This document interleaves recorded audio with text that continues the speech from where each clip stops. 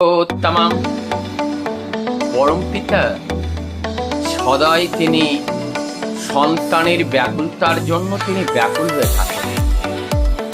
তিনি এই জগতের কোনো প্রাণী কিংবা এই সৃষ্টি জগতের কোনো বস্তু কোনো রকমের যদি কোনো অসুবিধা হয় সে তার প্রাণে আঘাত পায়, কেননা সকলের কষ্ট তিনি অনুভব করতে পারেন। আমরা এমনি বলতে পারি এই জগৎটা সৃষ্টি জগৎটাই তার শরীর, আর শরীরের কোথাও ভি যদি কোনো রকম ভাবে কষ্ট বোধ হয়, যদি অসুবিধা হয়, সেটা তার কষ্ট বোধ হয়। আমরা অনেক সময় দেখেছি গাছপালার গাছ কাটা নিয়ে তার ব্যথা, পাখি পক্ষের কষ্ট নিয়ে তার ব্যথা, মানুষের দুঃখ কষ্ট দরিদ্রতা নিয়ে তার ব্যথা, পিপিলিকার ব্যথা নিয়ে তার ব্যথা, আকাশ বাতাস সৃষ্টি তত্ত্ব যা কিছু আছে সব কিছু নিয়েই তার যেন অনুভূতি একটা সাধারণ মানুষের চেয়ে যেন আলাদাই হয়। কেননা তিনি ত্রিগুণ অতীতং, তিনি ত্রিগুণ অতীত, তিনি ত্রিগুণের মধ্যে নয়, তাই সব কিছু তিনি অনুভব করতে পারেন, তিনি বুঝতে পারেন। আজ পরম দয়াল তিনি কি বলছেন?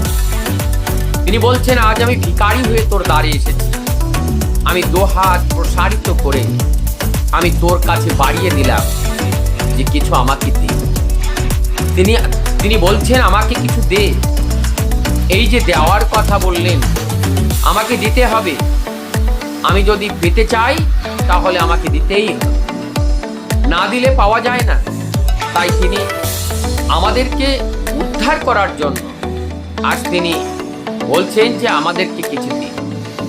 আমরা একটা ঘটনা জানি, ভক্ত প্রহ্লাদকে এত কষ্ট পাচ্ছিল, লক্ষ্মী দেবী তিনি নারায়ণকে বলছেন যে এই যে ভক্ত প্রহ্লাদ তার মতো আর ভক্ত হয় না, তার কেন আজ এত কষ্ট, তুমি কেন তার কষ্টকে দূর করতে পারছো না? বলছে, লক্ষ্মী আমি কেমন করে তার কষ্ট দূর করব? সে যদি আমার আশ্রয় গ্রহণ না করে আমি তো তাকে স্পর্শ করতে পারবো না।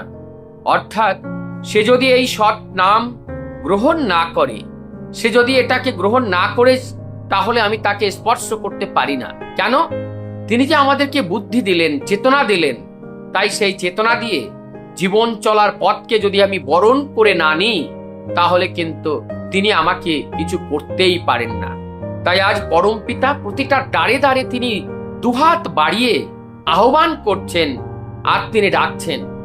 পরম দয়াল শেষ পর্যন্ত এই কথা বললেন যে একবার তোরা না হয় আমাকে ভালোবেসে আয়, আর যদি তাও যদি ইচ্ছা না করে, অনিচ্ছা সত্ত্বেও তোরা একবার আমাকে আয়, এসে আমাকে দেখে যা, স্পর্শ করে যা। আর যদি প্রেম নাও থাকে, তা পা আছে না তাই দিয়ে লাথি মেরে আমাকে যা, অন্তত কোনোভাবে আমাকে একবার স্পর্শ করে তো যা, আমি তোদের যেন ছুঁতে পারি, আমি তোদের যেন পেতে পারি, তোদের ইচ্ছায় হোক অনিচ্ছায় হোক একবার যেন তোদেরকে আমি স্পর্শ করতে পারি। তা না হলে আমি যে তোদের সেবা দিতে পারছি না, আমি যে তোদের মঙ্গল তোদেরকে আমি দিতেই পারছি না। তাই মঙ্গল চাইলেই পাওয়া যায় না, মঙ্গলের সেই ছত্র ছায়ায় তার বিধি বিধানগুলো আমাদের জীবনে আমরা যদি নামিয়ে না নিতে পারি, তাহলে কিন্তু আমরা সেই মঙ্গলের অধিকারী হতে পারি না। বন্দে পুরুষোত্তম।